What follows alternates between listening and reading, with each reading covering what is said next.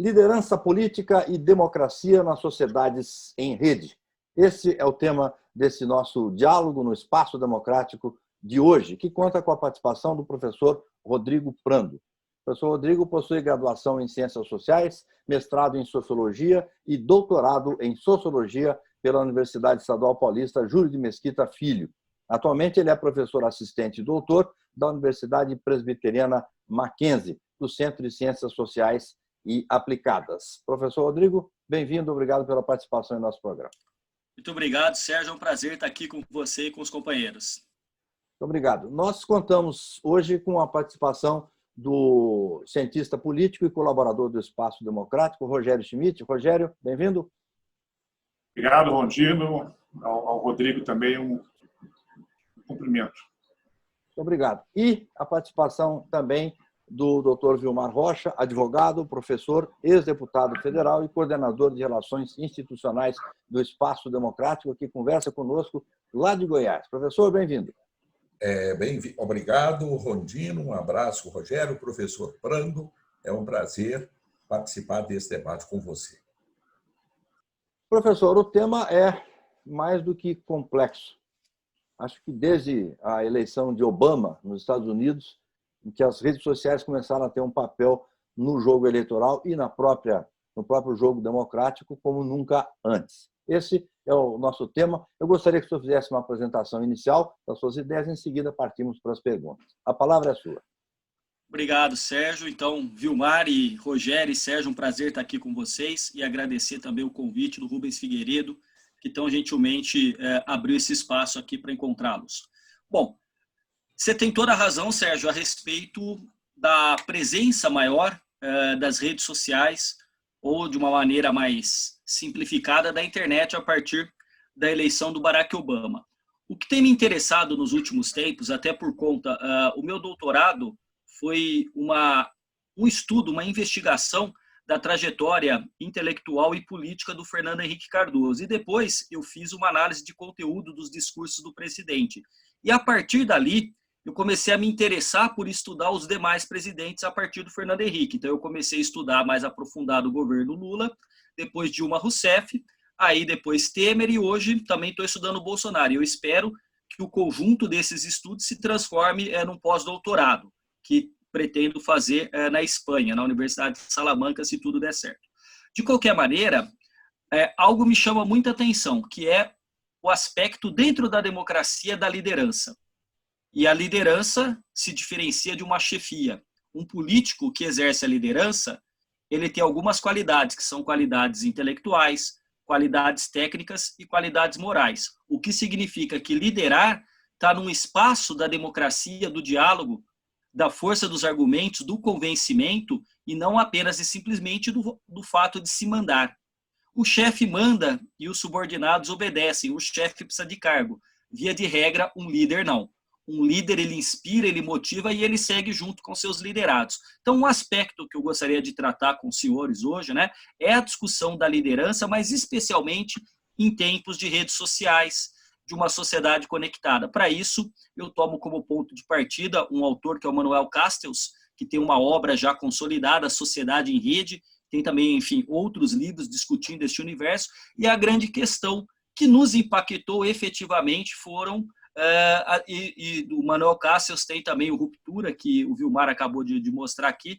Esse é de um ano e pouquinho, mais ou menos, tem um excerto sobre o Brasil, né, uma parte sobre o Brasil, mas o Manuel Castells trabalha com essa ideia, e aí eu queria trazer isso para a discussão do Brasil. De que maneira?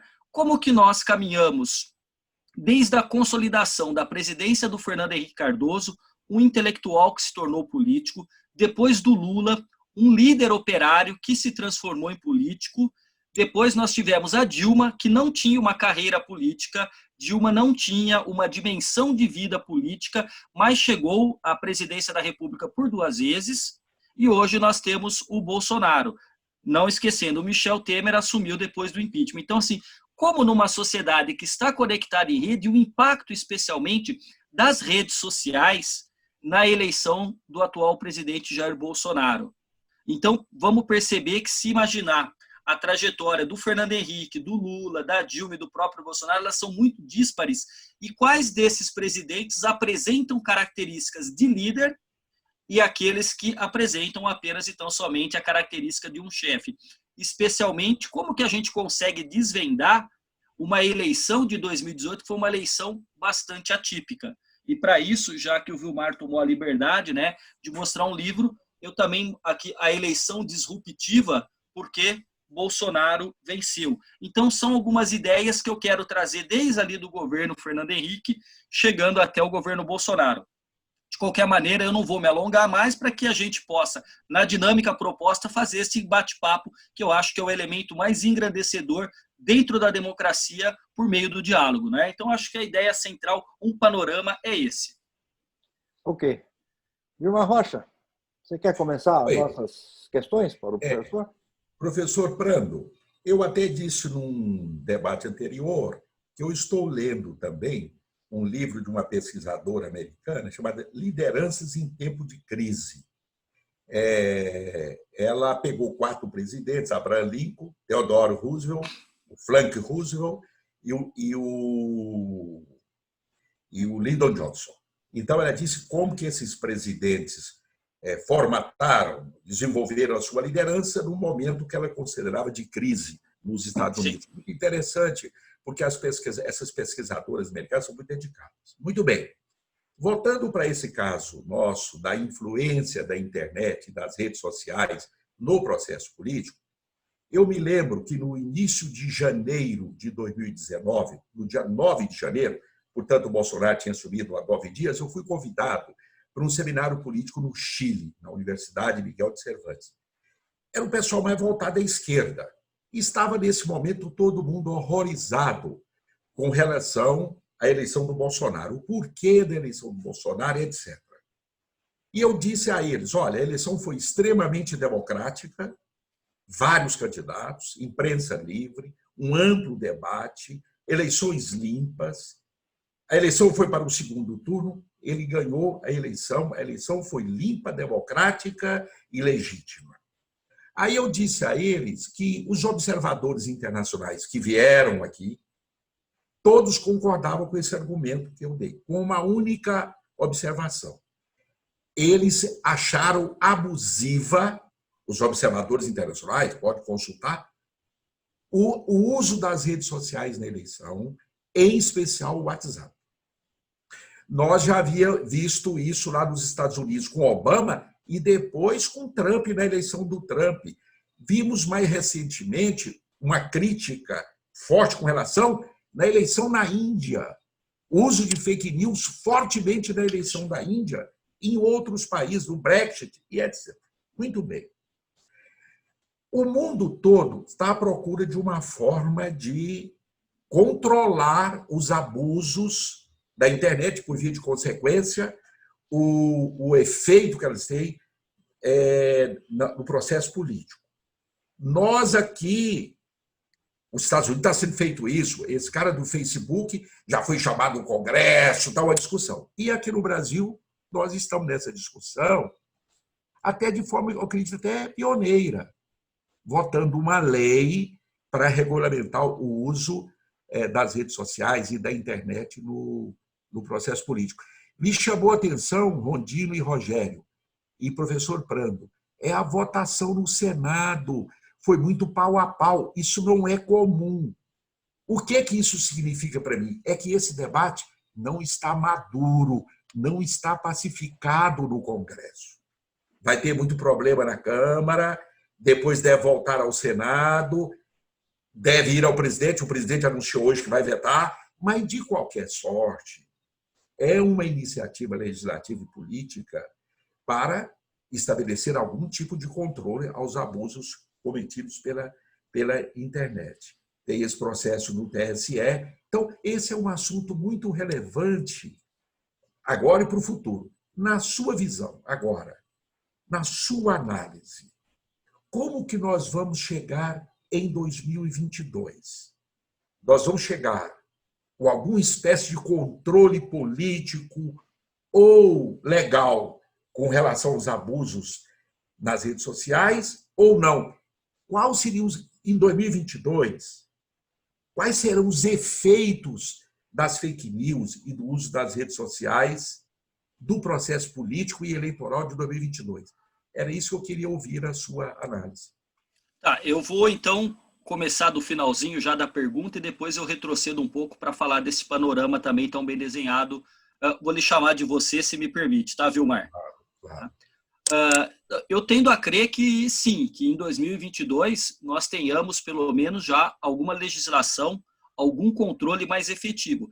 Vale lembrar que, via de regra, a cultura política, a sociedade, ela tem uma velocidade de mudança muito maior que a legislação.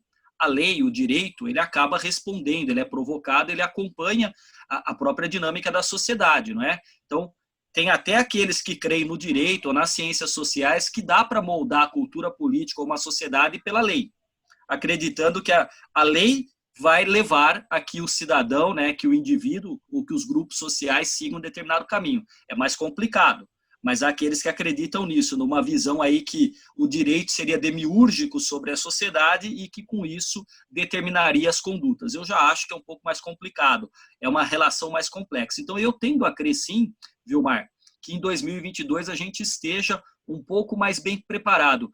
Totalmente preparado, eu duvido, porque até 2022 provavelmente novas ferramentas, novas tecnologias devam aparecer. Por quê? Então, assim, veja, do que você falou, o WhatsApp.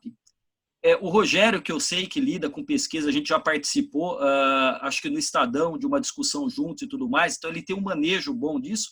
Quer dizer, se você faz uma pesquisa, eu me lembro que em 2014, né, nós tivemos ali o falecimento precoce do Eduardo Campos e, de repente, a Marina começou a subir rapidamente a ponto da campanha da presidente Dilma ter que parar. Foi feita uma reunião de emergência aqui em São Paulo, o marqueteiro, o João Santana, o Lula e a Dilma, e aí ali eles decidiram desconstruir a Marina. E eles começaram a bater na Marina, bater na Marina, bater na Marina, e aí o Aécio por fora foi subindo, e me parece, segundo os dados que eu me lembro, faz um pouquinho de tempo, né? Mas me parece que na madrugada do sábado para o domingo, o Aécio se consolida passando e ele acabou indo para o segundo turno com a Dilma. Agora, ali ainda não estava a presença tão grande do WhatsApp. Até porque é muitíssimo difícil você fazer uma mensuração analítica, científica, de pesquisa via WhatsApp. É muito complicado, porque hoje, por exemplo, a gente já tem uma dificuldade. Se você manda alguma coisa e você quer compartilhar para muita gente, o WhatsApp já dá uma barrada nisso. Isso antes não tinha. Então, esta possibilidade dessas mensagens, desse impulsionamento, pode ter sim impactado a eleição, tanto que isso está sob investigação. Não é a questão do uso da ferramenta, mas é do uso distorcido da ferramenta com um impulsionamento econômico e que isso possa ter prejudicado outros candidatos. Aconteceu? Eu não sei. Isso está sob investigação no Tribunal Superior Eleitoral. É uma das ações com as quais a chapa Bolsonaro-Mourão está enfrentando. Então, eu acredito que sim, que a gente terá um melhor regulamento, um melhor uso, se não pela lei, até mesmo pela pressão da sociedade civil mundial a essas empresas que são as donas do Facebook, do WhatsApp, do Twitter, né? O que acontece é que, você bem lembrou, a gente tem tido um elemento, dois elementos que têm sido corrosivos à estrutura da democracia no mundo, que são as fake news e a pós-verdade. Vamos lembrar um pouquinho, já que você citou, Vilmar, o Trump.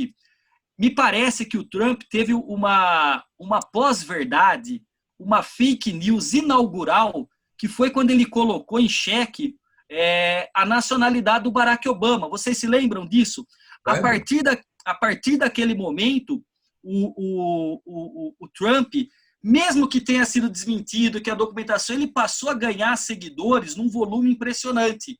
De certa maneira, anos depois, quando o Bolsonaro, sabidamente, um candidato, que não era candidato ainda, mas um deputado do baixo clero, começou a fazer insinuações e ataques, por exemplo, em relação à questão da sexualidade de outros membros do do legislativo, de outros colegas deputados, e a partir daí, quando ele começou a fazer essa discussão da sexualidade numa pauta conservadora, ele também ganhou impulsionamento. E dali vieram várias fake news que, mesmo que tenham sido desmentidas, elas já tinham sua força consolidada.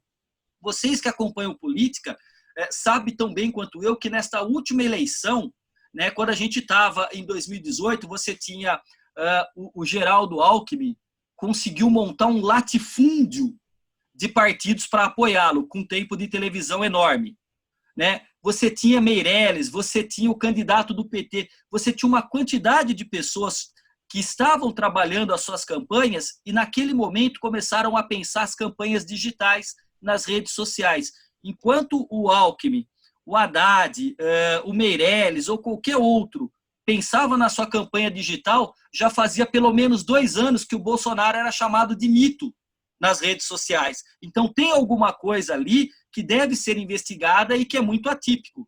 E aí isso é importante. Então, assim, é muito difícil que a lei ou que instrumentos consigam capturar toda a dinâmica, mas eu tenho certeza que por conta disso tudo que você falou, inclusive o que está agora no Senado da República, essa discussão, que você tem razão, não está pacificada, mas já há um grupo de pessoas. Eu, por exemplo, sou convidado do IASP, né, no Instituto dos Advogados de São Paulo, e lá tem uma comissão dentro do IASP de advogados, aí tenho eu que sou cientista social e uma jornalista, os outros todos são advogados, e nós estamos organizando um livro para ficar pronto ainda esse ano sobre política, democracia e redes sociais. Então as pessoas estão começando a se debruçar sobre o tema e trazer contribuições. Muito bem. Perfeito. Obrigado. Rogério Eu Schmitz, que agradeço. vamos à sua primeira participação? Vamos lá. Rodrigo, você mencionou aí a tua pesquisa, né, desde o governo FHC, sobre os tipos de liderança dos presidentes e essa diferença entre líder e chefe e tal. Eu também fiz faculdade de Ciências Sociais, né, e para mim é impossível falar de liderança sem lembrar lá do Max Weber, né? Isso. Que, aliás, acabou-se de comemorar o centenário de falecimento do sociólogo Max Weber, né? Ele falava lá das 3 formas de dominação, né? Ou, se vocês quiserem, das 3 tipos de liderança, né? Então, ele falava da liderança tradicional, a liderança racional legal e a liderança carismática, né? Eu, na verdade, improvisando aqui, enquanto você falava, se a gente fosse olhar aí o retrospecto dos presidentes, né? A gente praticamente tem no Brasil uma alternância entre presidentes, uma liderança, um perfil mais racional, e presidentes com um perfil mais carismático, né? Então, a FHC claramente é uma liderança, na linguagem do Weber, né? Não sei se na sua necessariamente, mas racional legal. Aí o Lula, carismático. Aí volta a Dilma, também uma liderança tecnocrática, né? Nesse campo aí do racional legal. Idem para o Temer, e agora o Bolsonaro, que é um líder também carismático, né, independentemente da avaliação que a gente possa fazer. A minha pergunta é, você acha que esse fenômeno das redes sociais e que a gente não sabe onde vai parar, né, quer dizer, elas estão sempre, como você falou aí, elas estão sempre na frente da legislação, né? A difusão da rede social, você acha que favorece as chances de políticos com esse perfil mais carismático ou não, né? E eu queria também, não sei se você chegou a pensar nisso, se isso se aplica igualmente para governo federal, estados e municípios, né? Esse ano, por exemplo, a gente vai ter eleição para prefeito, né, no Brasil inteiro, né?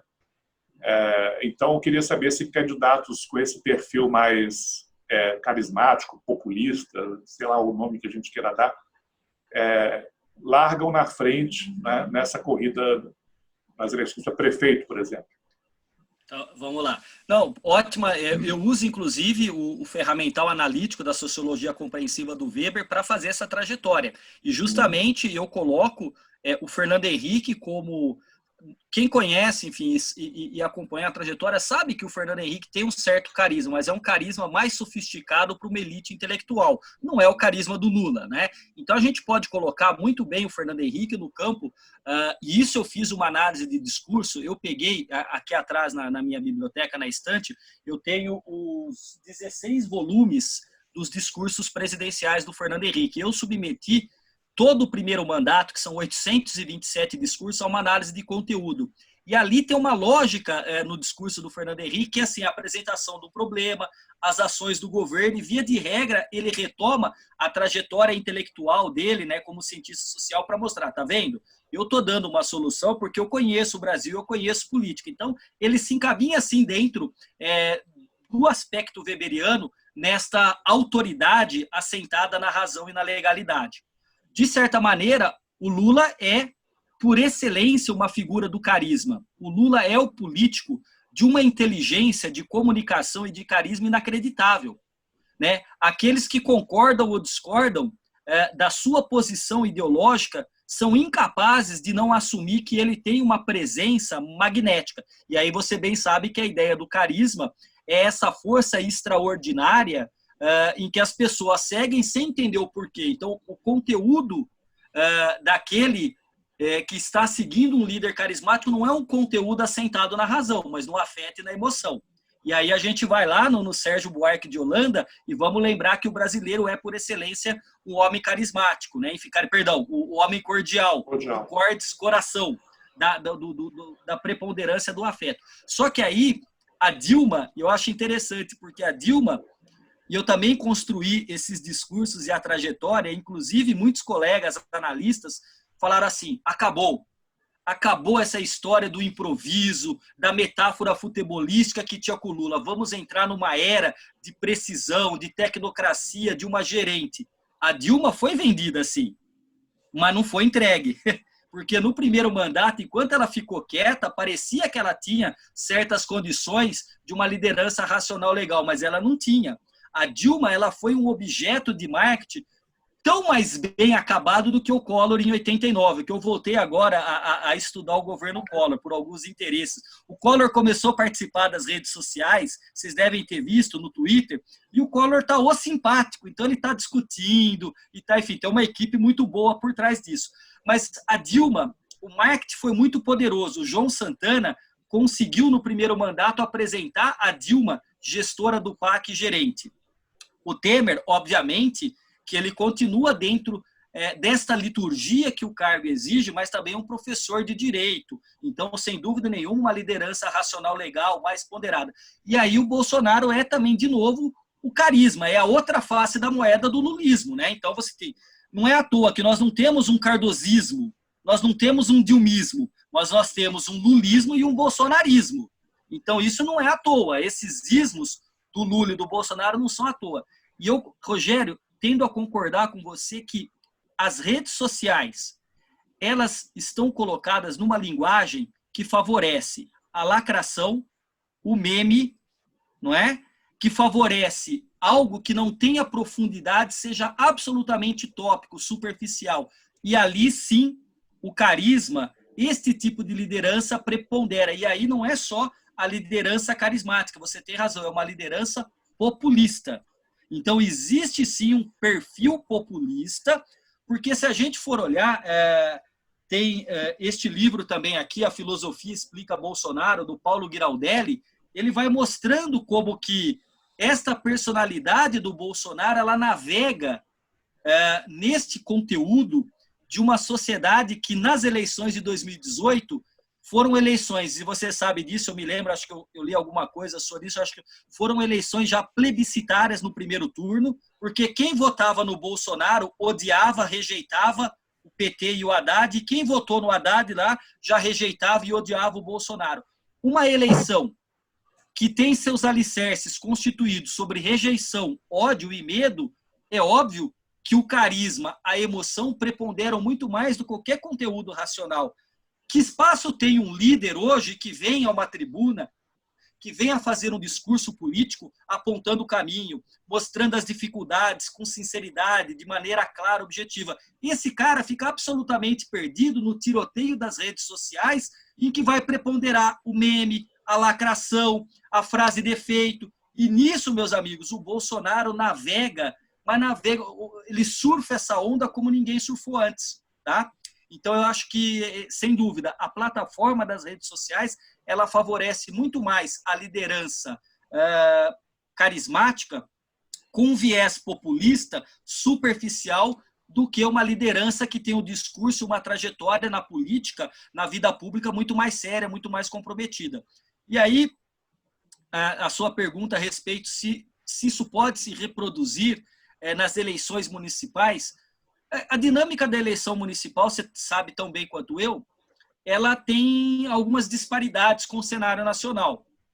Via de regra, aquela história do Montoro, né, que as pessoas não vivem no estado, não vivem na nação, mas vivem no município.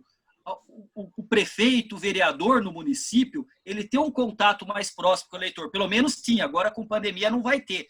Porque no município, o abraço, a selfie que é feita, o contato com o eleitor é muito mais próximo, é muito mais intenso do que fora da eleição municipal. Agora, ainda, se esse candidato tiver uma boa equipe de marketing, ele pode sim ser favorecido, se carismático for, dentro desta plataforma. Até porque, convenhamos, é a primeira vez que nós teremos uma eleição, que vai ser eleição municipal, numa situação em que você tem que evitar aglomeração, em que você não pode fazer reunião política, em que você não pode distribuir um santinho. Eu não sei se no município, na quantidade de municípios que tem o Brasil, mais de 5 mil municípios, a força das redes sociais vai entrar de maneira tão presente, tão forte, como, por exemplo, teria condições de entrar nas eleições nacionais.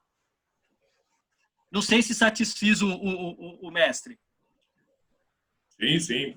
Obrigado. Professor, o senhor falou aí tocou na questão do discurso. Lembrou o caso da destruição da Marina através da televisão, que ao longo dos anos, todos os anos passados, desde Kennedy, vem sendo preponderante, né, na definição das eleições. Agora tem esse novo fator das redes sociais. E lembrou também o caso do governador Alckmin, que tinha um grande tempo de televisão, numa eleição em que a televisão ainda teve muita importância, e, no entanto, isso foi irrelevante. Isso me leva a tratar da questão do discurso, do peso do discurso, porque os instrumentos, ou a televisão ou as redes sociais, são instrumentos, não é? O discurso me parece muito importante, e me pareceu que Bolsonaro conseguiu captar algumas ansiedades da população brasileira para poder chegar lá. É sobre essa questão do discurso que o cientista político Rubens Figueiredo, nosso colaborador aqui, seu amigo do Espaço Democrático, nos enviou a seguinte pergunta. No livro Os Engenheiros do Caos, Giuliano da Empoli argumenta que no mundo das redes sociais, no qual se explora a polarização, se dissemina o ódio e as fake news, os discursos de centro perdem a atratividade. Antes, os líderes tinham que convencer o eleitor médio. Agora, o líder tem que impressionar os nichos com mensagens mais radicais. Você acha que os partidos de centro terão espaço nesse contexto de polarização crescente? O livro está aqui porque é um livro que eu li também, Os Engenheiros do Caos. Tá? E, então, antes de responder ao Rubens Figueiredo e também comentar comigo, eu tenho estudado o discurso político, eu não sou um estudioso de análise do discurso, que é outra coisa, mas eu tenho estudado a partir da técnica de análise de conteúdo dos discursos do Fernando Henrique, do Lula e da Dilma. Então perceba que nisso que nós estamos aqui traçando, que é uma política sendo preponderante nas redes sociais, essa política das redes sociais, ela tolhe o espaço do discurso. Ninguém tem tempo e ninguém consegue fazer discurso ou discursar nas redes sociais. Você não vai mais conhecer aquele tribuno, aquele orador que tem o dom da palavra. O o livro que o Vilmar falou, eu até já deixei separado para encomendar, é que eu estou tentando me colocar nessa quarentena uma regra de só comprar mais 3 livros quando eu termino de ler outros 3. Então esse aí e alguns outros estão na lista, porque eu vi, ele apareceu para mim aqui, né? Obviamente que o algoritmo do Facebook, da mesma forma que manipula a opinião pública, de certa maneira, também acaba nos indicando os livros que nós gostamos. Então ele foi me indicado e está aqui para comprar. Mas veja só, que espaço tem hoje um candidato que vai discursar? Pensa no cidadão, no eleitor, se ele tem paciência para alguma coisa para além de 3 minutos. Pensa hoje, por exemplo, o professor, que sou eu, que estou em sala de aula, não é? E eu estou dando a minha aula tem 1h30 de duração, um aluno de 18 anos, de 19 anos, que não consegue ficar parado sem mexer no celular. Ele está assistindo minha aula, se está entendendo ou não é outra coisa, mas está assistindo minha aula, está mandando mensagem para a namorada, está combinando de jogar bola com o amigo e está dando uma olhada no Facebook ou no Twitter. Então, assim, este orador, este político que tem conhecimento e que consegue discursar, ele vai perdendo espaço, infelizmente. Não é uma característica das redes sociais. Como eu disse, a rede social, ela é a frase de efeito, ela é da lacração, ela é do meme, ela é de uma imagem, não é? Então, o meu colega o Rubens Figueiredo trouxe o livro Os Engenheiros do Caos. Se me permitem aqui só ler um trecho que eu usei, inclusive, num artigo recentemente que eu escrevi tratando do discurso do Bolsonaro, e vai sair no capítulo de um livro, né? Então tá aqui, ó, o autor coloca assim: no mundo de Donald Trump, de Boris Johnson e de Jair Bolsonaro, cada novo dia nasce com uma gafe, uma polêmica, a eclosão de um escândalo. Mal se está comentando um evento e esse já é eclipsado por um outro numa espiral infinita que catalisa a atenção e satura a cena midiática. Diante desse espetáculo, é grande a tentação para muitos observadores de levar as mãos aos céus e dar razão ao bardo. O tempo está fora do eixo. No entanto, por trás das aparências extremadas do carnaval populista, esconde-se o trabalho feroz de dezenas de spin doctors, ideólogos e cada vez mais cientistas especializados em Big Data, sem os quais os líderes do novo populismo jamais teriam chegado ao poder. O que ele está dizendo aqui é justamente a pergunta do Rubens Figueiredo. Nesse mundo extremado de populismo, porque quando o Bolsonaro começou, eu confesso para vocês que eu acreditava que aquilo ali, em algum momento, ia cessar, que ele ia parar de provocar tanto as instituições e os atores e que ele ia entender que o momento da eleição terminou e que chegou o momento de governar. Mas ele não entendeu. Mas não é porque ele não entendeu. Eu não tinha entendido. Ele estava dentro da lógica que está descrita aqui no livro. Tem um objetivo muito claro, que é tudo... Veja só, ontem, vários jornais, vários analistas comemoraram 10 dias em que Bolsonaro está quieto. 10 dias, de 1 ano e meio, 10 dias em que o presidente não provocou nenhum outro ator político, não atacou nenhuma instituição. Por quê? Porque o Queiroz foi preso e o Supremo Tribunal Federal, na investigação das fake news, está avançando sobre os bolsonaristas. Mas foram 10 dias de 1 ano e meio em que ele constantemente vai para este elemento, e a gente entende o seguinte: a democracia é um tecido. Se a gente ficar tensionando o tecido, ele vai paulatinamente esgarçando seus pontos até que possa ter uma ruptura. Então, há uma aposta dentro dessa liderança populista e iliberal, do qual o Bolsonaro, me parece, faz parte, na aposta, justamente não é à toa que se chama os engenheiros do caos. Aquilo que a gente acha que pode ser um traço da personalidade é também personalidade dele, mas ele está muito bem municiado do que ele vai falar. Não é à toa que quando ele sai e tem lá o pessoal no Palácio do Planalto ali na frente, e aí ele ficava atacando e agredindo os jornalistas e o pessoal gritava.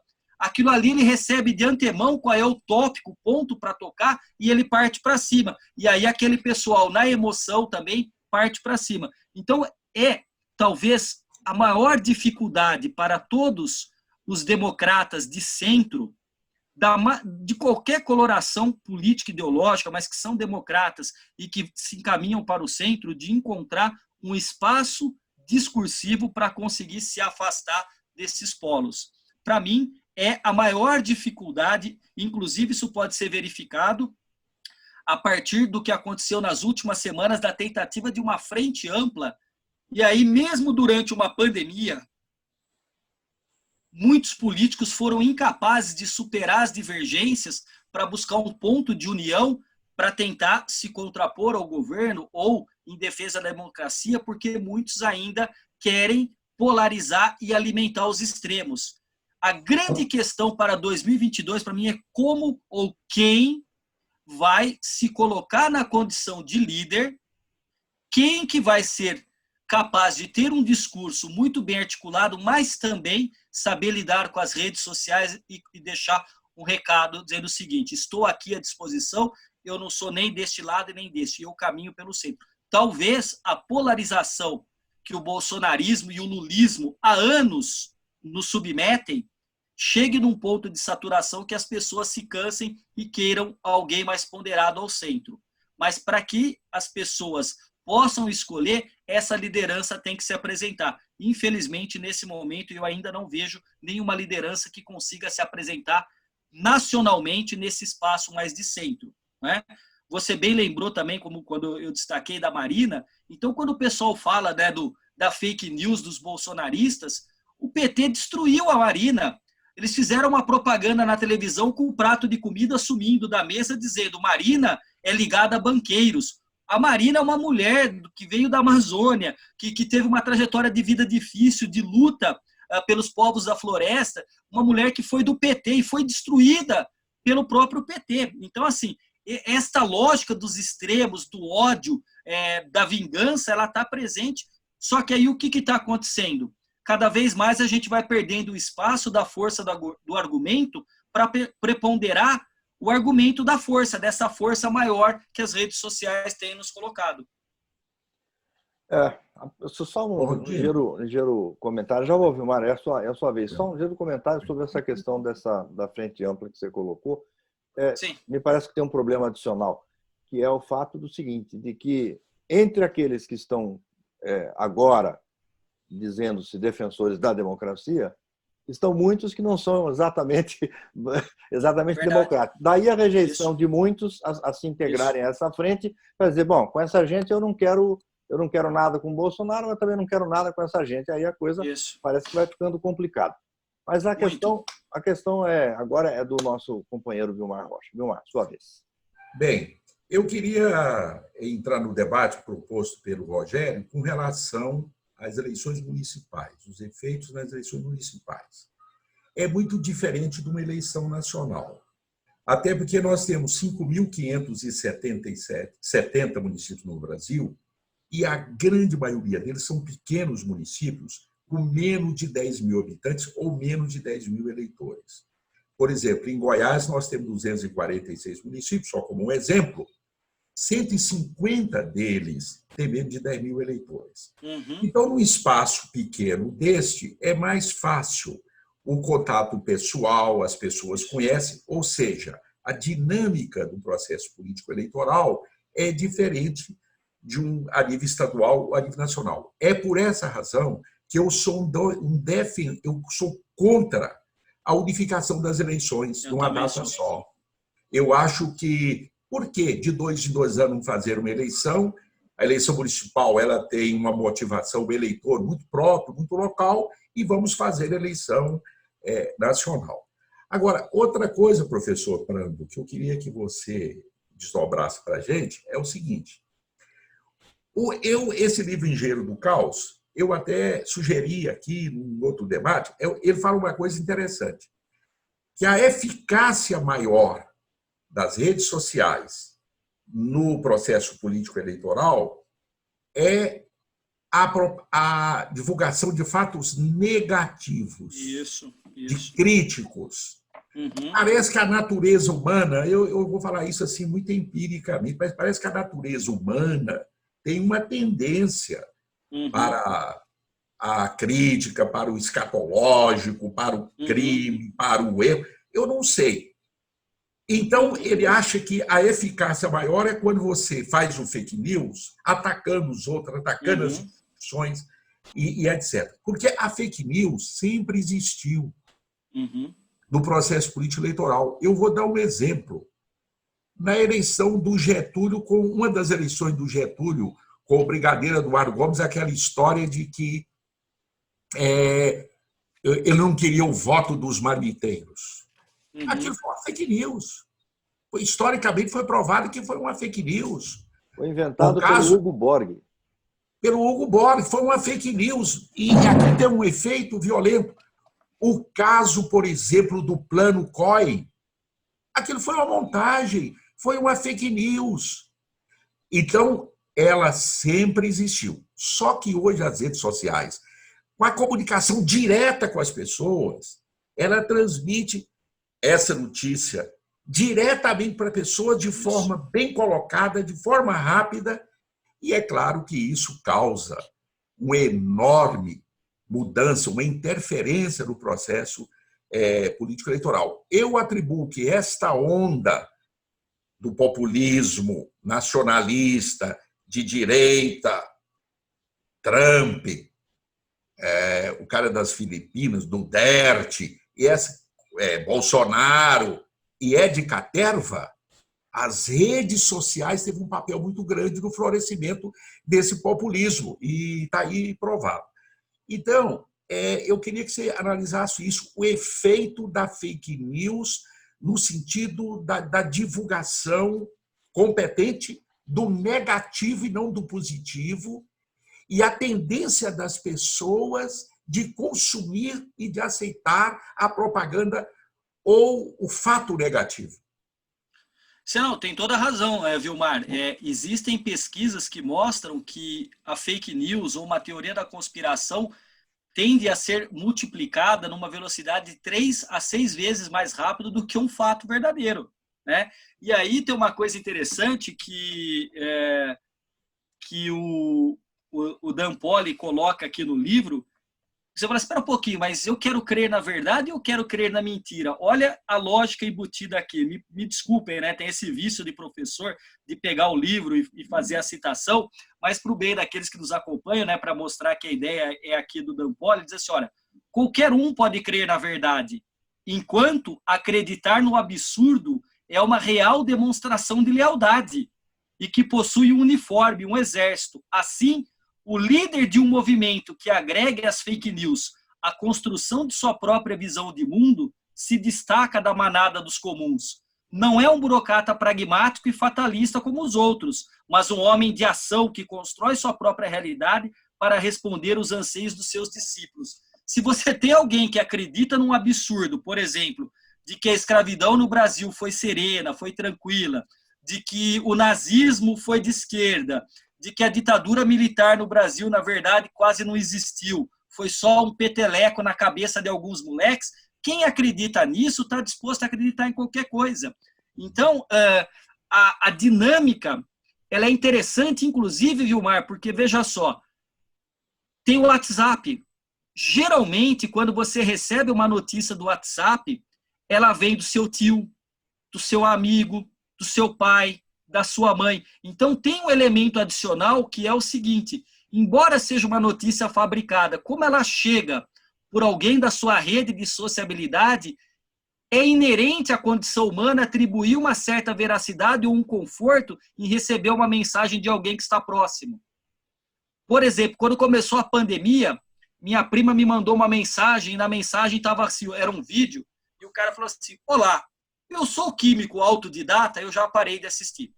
Quando o cara falou que era químico autodidata. Depois, sabe o que era? Era o cara falando que o álcool em gel 70 não matava o coronavírus, que na verdade você tem que lavar a mão com vinagre. Agora, pensa só, numa sociedade como a brasileira, que não lê, que o brasileiro não lê. Não lê. O nível de leitura que nós temos no Brasil é ridículo. Não se vende tanto livro. Por favor, só para concordar com você. Você é professor universitário, eu sou professor universitário. Na minha geração, a gente lia para danar. Hoje ninguém lê nada. Na universidade, ninguém lê. Estudante mal lê aquele... Bem, concordo com você, o nosso nível de leitura é muito baixo. E aí o que acontece? O nível de leitura muito baixo. Uma incompreensão da história, porque, na verdade, não se conhece história. Esta falta de perspectiva crítica é o terreno mais fértil para o crescimento de fake news e teoria da conspiração. De novo, o que acontece? Isso manipula o resultado, muitas vezes, das eleições. Veja o Brexit, veja o próprio Trump, né? Veja o Vladimir Putin. Quer dizer, tudo isso não é à toa. Tem gente e tem esses cientistas do porquê, olha só, a gente entra no Facebook, a gente entra na rede social, a gente curte. Então, por exemplo, o Rogério lá, a gente pode se encontrar pela rede. Se eu colocar alguma coisa de positivo lá, de curtir alguma coisa que ele compartilhou, o algoritmo consegue captar aquilo e depois ele me fornece de uma outra pessoa que faz parte da minha rede de relacionamentos alguma coisa próximo daquilo. E aí tem um livro que está disponível, né, lá no site da Fundação, do Instituto, na Fundação Fernando Henrique Cardoso, né, chamado Sobrevivendo nas Redes, e mostra as redes sociais de 2014 a partir da separação pelos algoritmos. Você encontra um grupo aqui de vermelho e um grupo aqui de azul. Quase não tem ninguém dialogando no centro, porque quando eu curto aquele que pensa como eu, reforça a minha visão de mundo, ao passo que aquele que pensa diferente de mim, ele vai ser bloqueado ou vai ser excluído. O que acontece? Você interdita o diálogo, você interdita a possibilidade de ter divergências. Então, aí o que acontece? É uma democracia com pouca oxigenação democrática, porque as ideias ficam separadas em nichos sem dialogarem entre si. E aí, assim, a desgraça, a escatologia, a mentira, ela sempre existiu, você tem razão. Só que ela nunca existiu para ser disseminada numa velocidade tão grande e chegando para você no seu celular, no seu smartphone, com ar de veracidade, porque foi seu pai que encaminhou, ou foi seu tio, ou de repente foi um outro professor doutor. Né? Eu, particularmente, tomei uma decisão, eu saí de quase todos os grupos de WhatsApp, eu só fico num grupo que é de troca de receita culinária, que eu gosto muito de cozinhar. Porque dificilmente ali alguém manda uma fake news, porque senão o bolo não cresce ou a coisa azeda. Mas tirando isso, é uma coisa inacreditável. Você fala assim, meu Deus, como é que esse cara que fez graduação, mestrado, doutorado, está compartilhando uma bobagem tão grande como essa? Se esse cara está compartilhando uma tontice como essa, todo mundo vai compartilhar. E aí, meu amigo, nós estamos perdidos, porque, como eu disse, isso vai corroendo os alicerces do edifício da democracia. Perfeito. Rogério Schmidt, sua vez. Rodrigo, acho que essa é a minha última pergunta, então eu queria, talvez, para não ficarmos pessimistas demais, né, deixar aí uma luzinha no fim do túnel. O mundo hoje está passando por um período muito complicado, né, o Brasil também, né, que a pandemia aí do novo coronavírus, né, uma crise sanitária, uma crise econômica que resulta dela também. Eu queria te ouvir, assim, se você tivesse que citar, assim, no Brasil ou até fora do Brasil, fica à vontade, 3 bons exemplos de lideranças, né, que souberam conduzir, né, o seu país, a sua cidade, enfim, o seu estado, de uma forma, né, uma resposta a essa crise toda, mas de uma forma virtuosa, né, como líderes mesmo, e não como meros chefeitos, né? Então, sei lá, 2 lá fora e 2 aqui no Brasil, 2 casos assim que você acha que são casos exemplares, né, de boas práticas aí de liderança num momento tão sério, né, e tão psicologicamente também, né, tão difícil para todos enfrentarmos como esse momento atual. Olha, fora do Brasil, eu quero pensar alguém um pouco mais distante, que é a chanceler alemã Angela Merkel, até pela formação dela intelectual, pela capacidade analítica que ela tem, eu tendo a crer que ela sai engrandecida.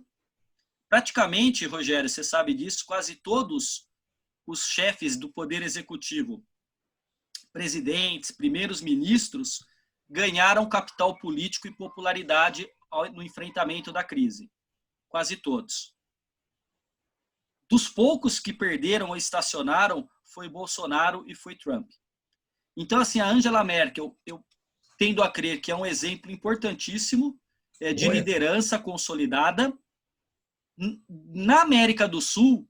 E aí você perceba que nós, brasileiros, temos um país muito mais rico hoje, com condições econômicas muito melhores do que os argentinos, só que o presidente da Argentina tomou uma atitude de muito mais preparo, de consciência cívica e de cidadania do que o nosso presidente. Então, eu colocaria também o presidente da Argentina como um exemplo que ganhou capital político e popularidade, independente do peronismo que está naquela cultura, enfim, mas ganhou este capital, esta proeminência. No Brasil, eu acho que aquele que primeiro teve que responder, os primeiros que tiveram que responder de maneira mais assertiva, até por conta de ser o epicentro da crise, foram os governadores de São Paulo e o prefeito. Né? Teve uma vez que eu escrevi um artigo que, quando você via aquela entrevista coletiva do Dória, junto com a equipe de crise do coronavírus, que aparece lá no Palácio, e aí você vê o Meirelles falando, mas você via aquela equipe articulada, você viu o Dória ali, independente dos resultados, porque havia as pressões muito grandes, parecia que ele estava ali fazendo a gestão de um time como, sei lá, o Barcelona. Você tinha ali uma equipe entrosada jogando. Não dá para saber qual vai ser o resultado do jogo, porque o jogo não acabou, tá? O jogo não acabou, o jogo está sendo jogado. Mas você tinha ali uma... Quando você via praticamente o Bolsonaro com a equipe ali, você tinha praticamente o Ibis, que se autodeclara o pior time do mundo, né?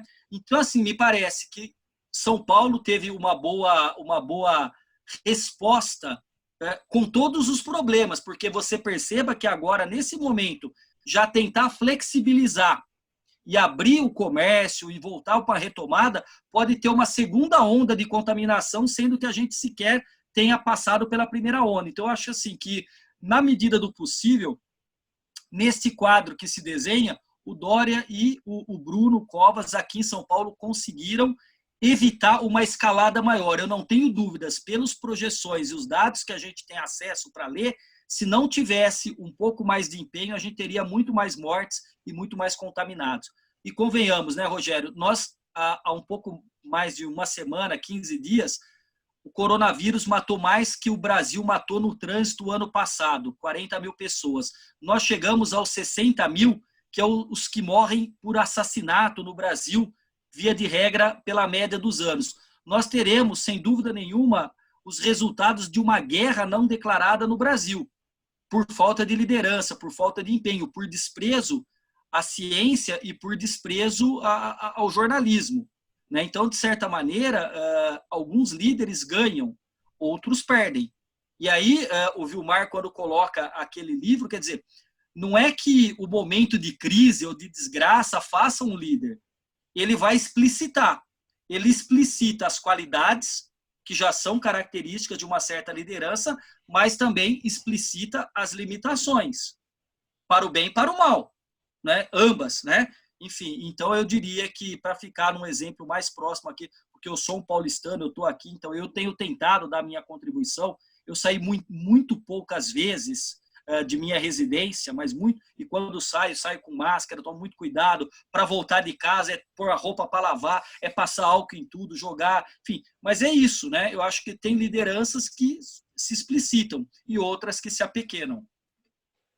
Perfeito. Professor, podemos agora abrir um espaço para um comentário final que você queira fazer. Nós estamos chegando ao fim do nosso programa.